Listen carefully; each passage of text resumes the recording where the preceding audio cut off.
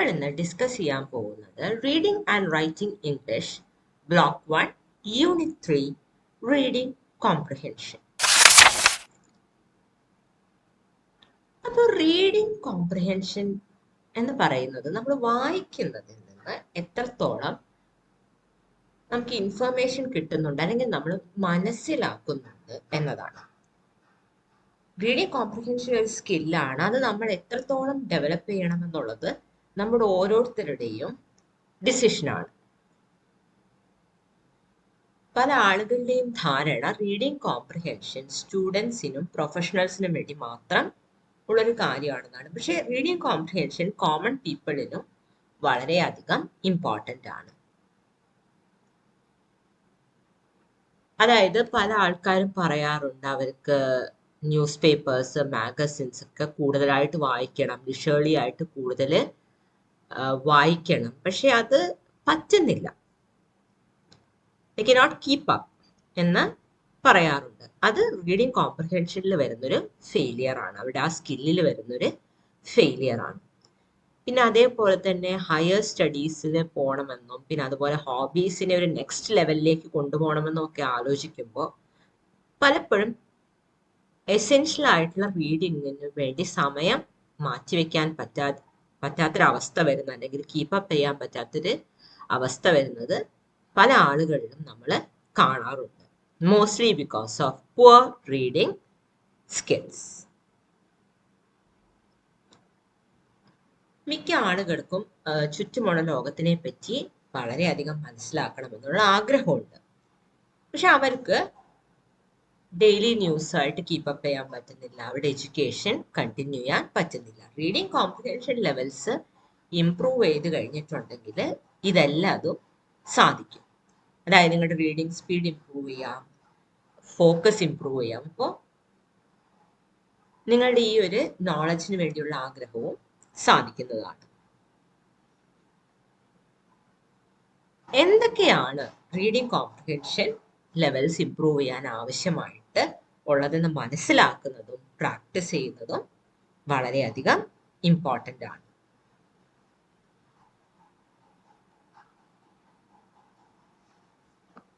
So എന്താണ് reading comprehension? ഇപ്പൊ നേരത്തെ പറഞ്ഞതുപോലെ ലാംഗ്വേജ് എന്ന് പറയുന്നത് നോളജും ഐഡിയാസും ട്രാൻസ്മിറ്റ് ചെയ്യുക അല്ലെങ്കിൽ മറ്റൊരാളിലേക്ക് എത്തിച്ചു കൊടുക്കുക എന്നതിന് പ്രധാനമായിട്ടും യൂസ് ചെയ്യുന്നതാണ് ലാംഗ്വേജ്. ഈ നോളജും ഐഡിയാസും എത്രത്തോളം നമുക്ക് മനസ്സിലാവുന്നു അതാണ് റീഡിംഗ് കോംപ്രിഹെൻഷൻ. റിട്ടേൺ കമ്മ്യൂണിക്കേഷൻ നമുക്ക് പ്രോപ്പർ ആയിട്ട് മനസ്സിലാക്കാൻ പറ്റുമ്പോൾ റീഡിംഗ് വളരെ ഫണ്ണായിട്ടുള്ള ട്രാൻസ്ഫോർമേറ്റീവ് ആയിട്ടുള്ള ഒരു ആക്ടിവിറ്റി ആയിട്ട് മാറുന്നു. അതായത് നല്ലൊരു റൈറ്ററുടെ ഒരു പീസ് ഓഫ് റൈറ്റിങ്ങിന് പുതിയ സെറ്റിങ്ങിലേക്കും ടൈംസിലേക്കും ഒക്കേഷൻസിലേക്കും ആൾക്കാരെ ട്രാൻസ്പോർട്ട് ചെയ്യാനുള്ള എബിലിറ്റി ഉണ്ട്. അതുപോലെ പല ടെക്സ്റ്റുകൾക്കും ആൾക്കാരുടെ ചിന്താഗതി തന്നെ മാറ്റാനുള്ള ഓൾട്ടർനേറ്റീവ് വ്യൂ പോയിന്റ്സ് ഓഫർ ചെയ്ത് ആൾക്കാരുടെ ചിന്താഗതി തന്നെ മാറ്റാനുള്ള കഴിവുണ്ട്. പിന്നെ അതേപോലെ തന്നെ വിവിഡ് ആയിട്ടുള്ള മെന്റൽ പിക്ചേഴ്സ് പ്രൊവൈഡ് ചെയ്യാനുമുള്ള കഴിവ് ഉണ്ട്. പിന്നെ നമ്മുടെ നോളജ് ഇൻക്രീസ് ചെയ്യാനും അഡ്വാൻസ് ചെയ്യാനും പുതിയ വേർഡ്സ് പഠിക്കാനും പിന്നെ ഫ്രഷ് ആയിട്ടുള്ള തോട്ട്സ് ഫോം ചെയ്യാനും ഡൈവേഴ്സ് ആയിട്ടുള്ള ടെക്സ്റ്റുകൾ വായിക്കുന്നത് നമ്മളെ സഹായിക്കും. ഈ ചാപ്റ്ററിൽ നമ്മൾ റിട്ടൺ ലാംഗ്വേജിന്റെ വെറൈറ്റിയും റീഡിംഗ് എത്രത്തോളം കോംപ്ലിക്കേറ്റഡ് ആയിട്ടുള്ളൊരു പ്രോസസ് ആണെന്നുമാണ് ഡിസ്കസ് ചെയ്യാനായിട്ട് പോകുന്നത്. So let's look at a short passage. ഈ പാസേജ് വായിച്ചതിന് ശേഷം നമ്മൾ ചെയ്യാൻ പോകുന്നത് we are going to try to answer a couple of questions like Jenny suddenly sat upright in bed. Why? Jeni എവിടെയായിരുന്നു? എന്തുകൊണ്ടാണ് ജെനിക്ക് കൺഫ്യൂസിങ് ആയിട്ടുള്ളൊരു ഫീലിംഗ് ഉണ്ടായത്? ആ ഫാമിലി പിക്ചേഴ്സിൽ കാണുന്ന ഫേസസ് ആരുടെയൊക്കെയാണ്? ജെനി എന്തിനാണ് ഫ്രീസ് ചെയ്തത്? പിന്നെ ആ പാസേജിൽ കേട്ടു എന്ന് പറയുന്ന തിൻ വോയിസ് ആരുടേതാണ്? പിന്നെ ജെനി യൂസ് ചെയ്ത ബട്ടൺ എങ്ങനെയാണ് വർക്ക് ചെയ്യുന്നത്? പിന്നെ ടു സ്വെറ്റർ ഡേ എന്ന ടേമിൽ നിന്ന് ജെനിക്ക് എന്താണ് മനസ്സിലായത്? ജെനി തന്റെ ബാഗ് വെച്ചിട്ട് എന്ത് ചെയ്യുകയായിരുന്നു? ഇതെല്ലാം നമ്മൾ ആ പാസേജ് നോക്കിയതിന് ശേഷം ആൻസർ ചെയ്യാനായിട്ട് അറ്റംപ്റ്റ് ചെയ്യണം. So let's take a look at the passage. So we see Jenny. Jenny has suddenly sat up bolt upright and she is feeling disoriented. Disorientation feel ചെയ്യാണ് ജെനിക്ക് കുറച്ച് നേരത്തേക്ക്. അപ്പോഴാണ് അവിടെ ഫെയ്ഡ് ചെയ്തിട്ടുള്ള ഫ്ലോറൽ വാൾപേപ്പറും മാച്ചിങ് കേർട്ടൻസും എല്ലാം recognise ചെയ്യുന്നത്. പിന്നെ അതേപോലെ ബുക്ക് ഷെൽഫിൽ ഇരിക്കുന്ന ഫാമിലി പിക്ചേഴ്സ് അവൾ ഐഡന്റിഫൈ ചെയ്യുന്നത്. അത്രയും കാണുമ്പോഴാണ് Jenny realises she has been home for the holidays. പിന്നെ ബ്ലിങ്ക് ചെയ്ത് യോൺ ചെയ്ത് ജെനി കുറച്ചു നേരം അങ്ങോട്ടും ഇങ്ങോട്ടൊക്കെ സ്റ്റംബിൾ ചെയ്തെങ്കിലും അവസാനം അവളുടെ സ്ലിപ്പേഴ്സും ഗൗണും കണ്ടുപിടിക്കുന്നു. അപ്പോഴാണ് ഒരു ടിന്നി വോയിസ് ബെഡ് സൈഡ് ടേബിളിൽ നിന്ന് കേൾക്കുന്നത്. അപ്പൊ ആ വോയിസ് ന്യൂസ് ഡെലിവറി ആയിരുന്നു. ഇപ്പൊ വെതർ റിപ്പോർട്ടാണ് ആ വോയിസ് പറയുന്നത്. ഹാർഷ് വിൻഡ്സ് ഉണ്ടാവുമെന്നും റോഡ്സ് ഐസി ആയി ഇരിക്കുമെന്നൊക്കെ ആ വോയിസ് പറയുന്നുണ്ട്. ഇപ്പൊ ജെനി കൈയെത്തിച്ച് ഒരു ബട്ടൺ പ്രസ് ചെയ്തു. എന്നിട്ട് ജെനി വിചാരിക്കുകയാണ് today is definitely a 2 sweater day. ഇന്ന് 2 സ്വെറ്റർ ഇടേണ്ട ടൈപ്പ് ഒരു ഡേ ആണ് എന്ന് ജെനി വിചാരിക്കുകയാണ്. എന്നിട്ട് ജെനി തന്റെ സ്യൂട്ട് കേസിനകത്തൊക്കെ നോക്കി സ്വെറ്റർ കണ്ടുപിടിക്കാനായിട്ട്. So this is the passage. അപ്പൊ ഇത് വായിക്കുമ്പോൾ എങ്ങനെയാണ് ഒരു ആവറേജ് റീഡറുടെ തോട്ട് പ്രോസസ്സ് വർക്ക് ചെയ്യുന്നത്? സോ ഇവിടെ നമുക്ക് ഒരു ആനോട്ടേറ്റഡ് വേർഷൻ അത് മനസ്സിലാക്കാനായിട്ട് തന്നിട്ടുണ്ട്. So let's see. അപ്പൊ ആദ്യം തന്നെ പറയുന്നത് ജെനി ബോൾട്ട് അപ്രൈറ്റ് ആയിട്ട് എണീറ്റ് ഇരുന്നു. അപ്പൊ അതിൽ നിന്ന് തന്നെ നമുക്ക് മനസ്സിലാവുന്നത് ജെനി പെട്ടെന്ന് എണീറ്റതായിരിക്കാം, അല്ലെങ്കിൽ എന്തെങ്കിലും കണ്ട് ഷോക്ക് ആയതായിരിക്കാം, സ്റ്റണ്ട് ആയതായിരിക്കാം. അപ്പൊ ജെനിയുടെ അറ്റൻഷൻ എന്തുമല്ലോ ഫോക്കസ്ഡ് ആണ്. പിന്നെ നെക്സ്റ്റ് പറയുന്നത് ജെനി അങ്ങനെ എണീറ്റ് കഴിഞ്ഞപ്പോൾ she went through several moments of disorientation. അതായത് കുറച്ച് കൺഫ്യൂഷനൊക്കെ അവള് അനുഭവിച്ചു. Like she doesn't know where she is. അപ്പൊ അതിൽ നമുക്ക് കൺക്ലൂഡ് ചെയ്യാം she might be at an unknown location. So maybe not in her. അതുകൊണ്ടാണ് ആ സ്ഥലം ഫെമിലിയർ അല്ലാത്തതായിട്ട് ജെനിക്ക് തോന്നുന്നത്. അപ്പൊ നെക്സ്റ്റ് പറയുന്നത് എന്താണെന്ന് വെച്ചിട്ടുണ്ടെങ്കിൽ ആ ഡിസോറിയന്റേഷൻ ഫീൽ ചെയ്തതിന് ശേഷമാണ് ജെനി ഫെയ്ഡ് ചെയ്തിട്ടുള്ള ഫ്ലോറൽ വാൾപേപ്പറും കേർട്ടൻസും റെക്കഗ്നൈസ് ചെയ്യുന്നത്. അപ്പൊ നമുക്ക് ആ ഡിസ്ക്രിപ്ഷൻ തന്നെ മനസ്സിലാവും ഇതെല്ലാം നല്ല കണ്ടീഷനിലായിരുന്നു ആദ്യം, but now they are not. പിന്നെ നെക്സ്റ്റ് ഫ്രെയിംഡ് ഫാമിലി ഫേസസ് എന്ന് പറയുന്നുണ്ട്. അപ്പൊ ആ ഒരു വേർഡ്സ് ഫ്രെയിം ചെയ്തിരിക്കുന്ന രീതി തന്നെ നമുക്ക് മനസ്സിലാവും. അതായത് എന്തോ ഒരു പിക്ചറിനെയോ ആർട്ട് വർക്കിനെയോ പറ്റിയിട്ടാണ് സംസാരിക്കുന്നത്. And they are probably pictures of Jenny's family. പിന്നെ ഈ ഫോട്ടോസ് എല്ലാം ബുക്ക് ഷെൽഫിൽ നിന്ന് സ്റ്റെയർ ചെയ്യുന്നു എന്നാ പറയുന്നത്. So since people are probably not sitting on book shelves, they are definitely photographs. പിന്നെ നമുക്ക് നോട്ട് ചെയ്യാൻ പറ്റുന്നത് ഹോം എന്ന ടേം യൂസ് ചെയ്തിരിക്കുന്നതാണ്. അപ്പൊ ആ ടേം ജെനി യൂസ് ചെയ്യുമ്പോൾ നമുക്ക് മനസ്സിലാവും എന്താ, ഡെഫിനറ്റ്ലി ആ ഫാമിലി ഫേസസ്, ആ ഫോട്ടോസിൽ കാണുന്ന ഫാമിലി ഫേസസ് അവളുടെ ഫാമിലിയുടെ പിക്ചേഴ്സ് ആണ്. പിന്നെ next, Jenny remembers that she is home for the holidays. അപ്പൊ നമുക്ക് ക്ലിയർ ആണ്, അതായത് Jenny is not in her usual place of residence. Usually Jenny താമസിക്കുന്ന സ്ഥലത്തല്ല ജെനി ഇപ്പോൾ ഉള്ളത്. അപ്പൊ അതുകൊണ്ടാണ് എണീറ്റപ്പോ കുറച്ചു നേരത്തേക്ക് താൻ എവിടെയാണെന്ന് ജെനിക്കൊരു കൺഫ്യൂഷൻ വന്നത്. അപ്പോൾ so she is probably at Har parents house. പിന്നെ നെക്സ്റ്റ്, ബ്ലിങ്കിങ് ആൻഡ് യോണിങ് എന്ന് പറയുന്നതിൽ നമുക്ക് മനസ്സിലാവും ഇപ്പോ ബെഡിൽ നിന്ന് എണീറ്റതേ ഉള്ളൂ ജെനി എന്ന് നമുക്ക് മനസ്സിലാവും. പിന്നെ in the passage it said that she stumbled around.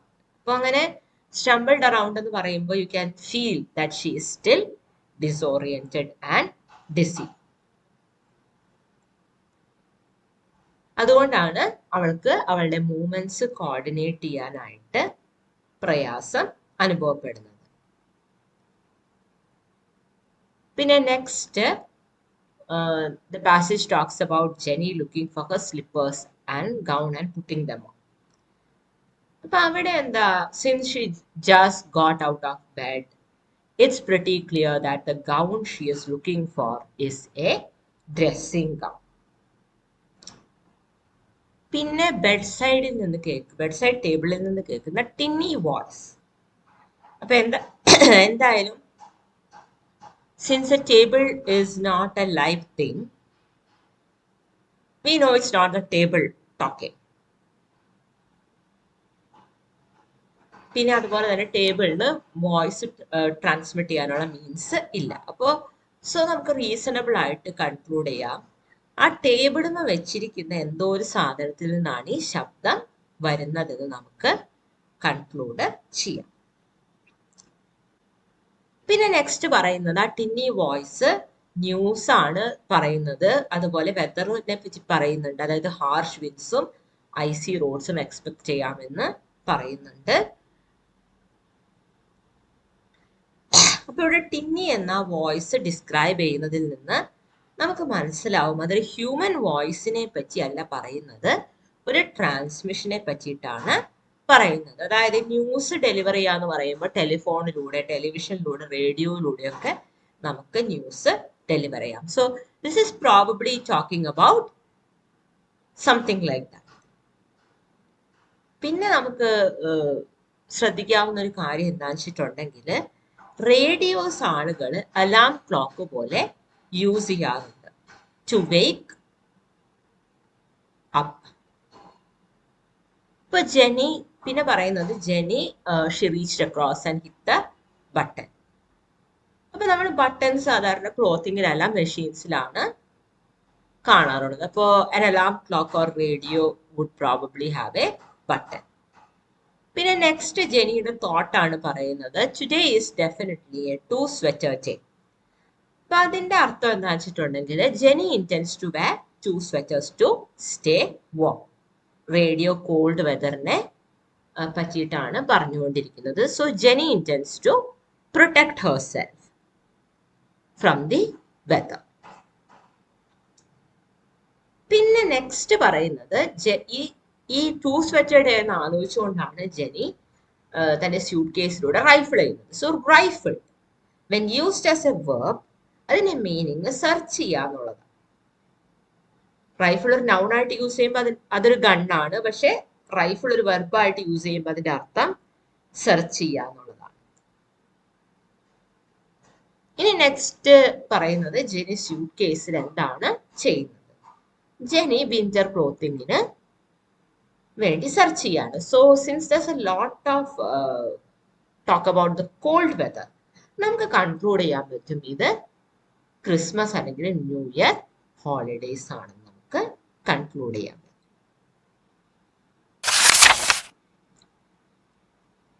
അപ്പോൾ ഇതിന് ഈ അനോട്ടേഷൻ നോക്കിയതിൽ നിന്ന് നമുക്ക് മനസ്സിലാവും എത്ര ഡിഫിക്കൾട്ട് ആണ് ഒരു piece of text truly comprehend ചെയ്യുക, ട്രൂലി മനസ്സിലാക്കുക എന്ന് പറഞ്ഞു കഴിഞ്ഞിട്ടുണ്ടെങ്കിൽ, ഈ രീതിയിൽ നമുക്ക് ഒരു ടെക്സ്റ്റ് വായിക്കുമ്പോൾ വരുന്ന തോട്ട്സ് എഴുതി വെക്കുന്നത് വളരെ ഹെൽപ്ഫുൾ ആയ ഒരു പ്രോസസ്സാണ് this kind of think aloud activity. ഇപ്പൊ നമ്മൾ ഓരോ സെന്റൻസ് വായിച്ചു പോകും തോറും ആ ടെക്സ്റ്റിന്റെ മെസ്സേജ് എന്താണ് നമ്മൾ കൂടുതൽ കൂടുതൽ കൂടുതൽ മനസ്സിലാക്കുന്നു, നമ്മൾ അസംഷൻസ് ഫോം ചെയ്യുന്നു, പിന്നെ പിന്നെ കിട്ടുന്ന ഇൻഫർമേഷൻ ഒന്നില്ലെങ്കിൽ ആ ഇൻഫർമേഷൻ വാലിഡേറ്റ് ചെയ്യുക അല്ലെങ്കിൽ കോൺട്രഡിക്ട് ചെയ്യുക. പിന്നെ അതേപോലെ നമുക്ക് മനസ്സിലാക്കാൻ ബുദ്ധിമുട്ടുള്ള വേർഡ്സും ഫ്രേസസും ഒക്കെ കോണ്ടെക്സ്റ്റിൽ നിന്ന് നമുക്ക് മനസ്സിലാക്കാനായിട്ട് സാധിക്കും.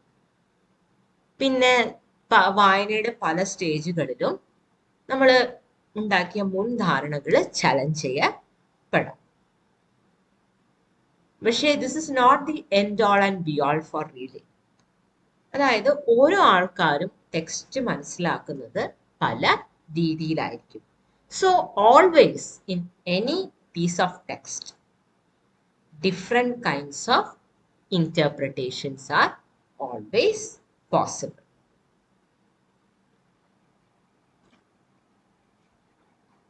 വേർഡ്സ് മനസ്സിലാക്കാനുള്ള എബിലിറ്റിയും പിന്നെ അതേപോലെ ആ വായിക്കുന്ന അല്ലെങ്കിൽ കാണുന്ന ഇൻഫർമേഷൻ റിറ്റെയിൻ ചെയ്യാനുള്ള കപ്പാസിറ്റിയും പിന്നെ ആവശ്യമുള്ള വേർഡ്സും ഫ്രേസസും കണ്ടുപിടിക്കാനായിട്ട് ബാക്ക്വേർഡും ഫോർവേഡും സ്കാൻ ചെയ്യാനുള്ള കോമ്പറ്റൻസും പിന്നെ അതേപോലെ സെന്റൻസ് സ്ട്രക്ചറും പങ്ക്ച്വേഷനും മനസ്സിലാക്കാനുള്ള സ്കില്ലും എല്ലാം നമുക്ക് ഒരു പാസേജ് അല്ലെങ്കിൽ ഒരു റിട്ടൺ ടെക്സ്റ്റ് പ്രോപ്പർലി മനസ്സിലാക്കാനായിട്ട് ആവശ്യമാണ്. ഈ സ്കിൽസ് എല്ലാം ആണ് നമ്മുടെ റീഡിങ് കോംപ്രിഹെൻഷൻ എബിലിറ്റി ഇംപ്രൂവ് ചെയ്യുന്നത്. പിന്നെ റീഡിങ് കോംപ്രിഹെൻഷൻ പാർഷ്യൽ ആയിട്ട് മാത്രമേ ടെക്സ്റ്റിന്റെ ഉള്ളിൽ നടക്കുന്നുള്ളൂ. ടെക്സ്റ്റും ആ ടെക്സ്റ്റിനെ റീഡർ എങ്ങനെ ഇന്റർപ്രറ്റ് ചെയ്യുന്നു എന്നുള്ളതും കൂടെ ചേരുമ്പോഴാണ് പ്രോപ്പർ ആയിട്ടുള്ളൊരു ഡീപ്പ് അണ്ടർസ്റ്റാൻഡിങ് ഉണ്ടാവുന്നത്. പല ആൾക്കാരും പല രീതിയിലാണ് സെയിം ബുക്ക് വായിക്കുക. അതുകൊണ്ട് തന്നെ ആൾക്കാർക്ക് സിമിലർ കണ്ടന്റിൽ ഒരു വെറൈറ്റി ഓഫ് വ്യൂ പോയിന്റ്സ് ഉണ്ടാവും. ഇതുകൊണ്ടാണ് എന്താ പറയുക, നമ്മൾ the book is always better than the adaptation എന്ന് പറയുന്നത്. അതായത് നമ്മുടെ മനസ്സിൽ നമ്മൾ വായിക്കുമ്പോൾ ബിൽഡപ്പ് ചെയ്യുന്ന പിക്ചറുമായിട്ട് ഒരു വേർഷനും കീപ്പപ്പ് ചെയ്യാനായിട്ട് പറ്റില്ല.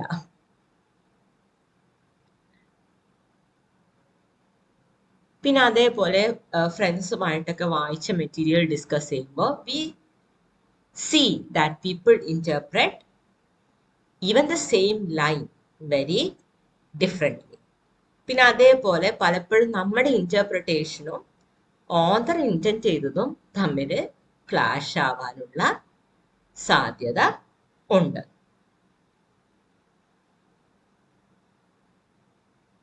ഇത് കേൾക്കുമ്പോൾ വളരെ കോംപ്ലക്സ് ആണ്, മനസ്സിലാവാൻ പ്രയാസമുള്ളൊരു ഐഡിയ ആണെന്ന് തോന്നുന്നുണ്ടെങ്കിലും ഹ്യൂമൻ റെസ്പോൺസും ഇമാജിനേഷനും റീഡിങ് കോംപ്രിഹെൻഷന്റെ ഹാർട്ടിൽ നിൽക്കുന്നു. റീഡിങ് കോംപ്രിഹെൻഷൻ എന്ന പ്രോസസ്സിനെ നമ്മൾ പൂർണ്ണമായിട്ട് മനസ്സിലാക്കണമെങ്കിൽ you have to understand the subjective and human element in it. Next നമുക്ക് ഡിസ്കസ് ചെയ്യാനുള്ളത് ദ പ്രോസസ് ഓഫ് ഇന്റർപ്രിട്ടേഷൻ. അതായത് ഒരു ടെക്സ്റ്റ് ഇന്റർപ്രറ്റ് ചെയ്യുന്നതിൽ 3 ലെവൽസ് ഉണ്ട്. ഫസ്റ്റ് ലെവലിനെ ലിംഗ്വിസ്റ്റിക് ലെവൽ എന്നാണ് പറയുന്നത്. അപ്പൊ ആ ലെവലിൽ റീഡർ വേർഡ്സ് റെക്കഗ്നൈസ് ചെയ്യുകയും ആ വേർഡ്സിനെയും അതിൻ്റെ മീനിങ്ങുകളെയും അനലൈസ് ചെയ്യുകയും ചെയ്യും. രണ്ടാമത്തെ ലെവൽ അല്ലെങ്കിൽ മെത്തേഡാണ് മൈക്രോ സ്ട്രക്ചർ. ഈ മൈക്രോ സ്ട്രക്ചർ റീഡറിനെ bigger sections of text understand ചെയ്യണം എന്നതാണ് റിക്വയർ ചെയ്യുന്നത്. അതായത് വേർഡ്സ് മാത്രമല്ല, ആ ടെക്സ്റ്റിന്റെ ബിഗർ സെക്ഷൻസും അണ്ടർസ്റ്റാൻഡ് ചെയ്യാനുള്ള കേപ്പബിലിറ്റി വേണമെന്നാണ് മൈക്രോ സ്ട്രക്ചറിന്റെ റിക്വയർമെന്റ്.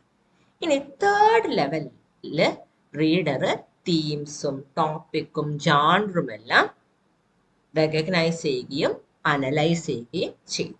ഈ തേർഡ് ലെവലിനെ നമ്മൾ മാക്രോ സ്ട്രക്ചർ എന്നാണ് വിളിക്കുന്നത്. ഈ 3 ലെവൽ ഓഫ് റീഡിംഗ് കോംപ്രിഹെൻഷനും ചേർത്തിട്ടുണ്ടാക്കുന്ന ഒരു മെത്തേഡാണ് ടെക്സ്റ്റ് ബേസ്. അതായത് ഒരു റീഡർ ടെക്സ്റ്റൽ കണ്ടന്റിന് കൊടുക്കുന്ന ഇൻഡിവിജ്വൽ ഇന്റർപ്രിട്ടേഷൻ ആ റീഡറിന്റെ മനസ്സിലുള്ള എക്സിസ്റ്റിംഗ് ഇന്റർപ്രിട്ടേഷനും നോളജുമായിട്ട് ഇന്റഗ്രേറ്റ് ചെയ്യണം. അതായത് ഇതൊരു സിറ്റുവേഷണൽ മോഡലാണ്. റീഡേഴ്സ് ആദ്യം ടെക്സ്റ്റ് വായിക്കുന്നു, ടെക്സ്റ്റിൽ കൊടുത്തിരിക്കുന്ന ഇൻഫർമേഷൻ മാത്രം അബ്സോർബ് ചെയ്ത് മനസ്സിലാക്കാനായിട്ട് ശ്രമിക്കുന്നു. പിന്നെ റീഡേഴ്സ് ആ ടെക്സ്റ്റിലെ മീനിങ്ങിന് ബിയോണ്ട് ആയിട്ട് ചിന്തിക്കുന്നു. അതായത് ആ റീഡറിന് ജനറൽ ആയിട്ടുള്ള അറിയാവുന്ന കാര്യങ്ങളെല്ലാം ചേർത്ത് വെച്ചുകൊണ്ട് ആ ടെക്സ്റ്റിന് ഒരു ഇന്റർപ്രിട്ടേഷൻ റീഡർ പ്രൊവൈഡ് ചെയ്യുന്നു. ഈ personal or emotional level interpretation reading കോംപ്രിഹെൻഷന്റെ വലിയൊരു ഭാഗമാണ്. പിന്നെ നെക്സ്റ്റ് നമ്മൾ ഡിസ്കസ് ചെയ്യുന്നത് എപ്പോഴാണ് നമ്മൾ കൂടുതൽ വായിക്കാൻ, ഒരു സബ്ജക്റ്റിനെ പറ്റി കൂടുതൽ വായിക്കാൻ മോട്ടിവേറ്റഡ് ആവുന്നത്. ആ സബ്ജക്റ്റ് നമുക്ക് മനസ്സിലാകുമ്പോൾ, when we can fully comprehend it. Comprehension poor ആണെങ്കിൽ അല്ലെങ്കിൽ അധികം ഇല്ലെങ്കിൽ reading will be A very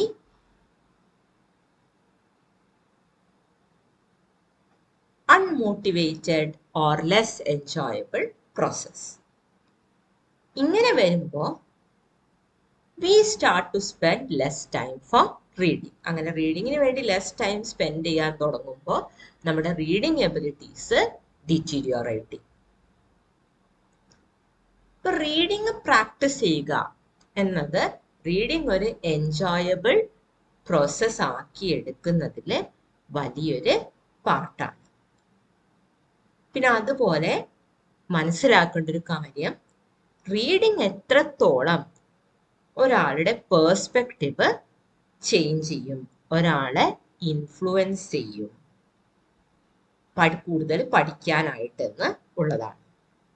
read ചെയ്യുമ്പോഴാണ് നമ്മൾ കൂടുതൽ പുതിയ ഐഡിയാസ് കാണുന്നത്, പുതിയ പുതിയ ഫ്രേസസ് നമ്മുടെ വൊക്കാബുലറിയിലേക്ക് ഇൻട്രൊഡ്യൂസ് ചെയ്യപ്പെടുന്നത്. പിന്നെ അതുപോലെ തന്നെ നമ്മുടെ വേൾഡ് വ്യൂസും പേഴ്സ്പെക്റ്റീവ്സും ചലഞ്ച് ചെയ്യപ്പെടുന്നത് നമ്മൾ വായിക്കുമ്പോഴാണ്.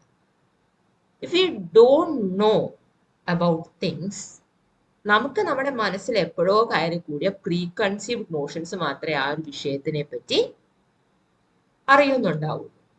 So reading is extremely important in that it helps us broaden our horizon.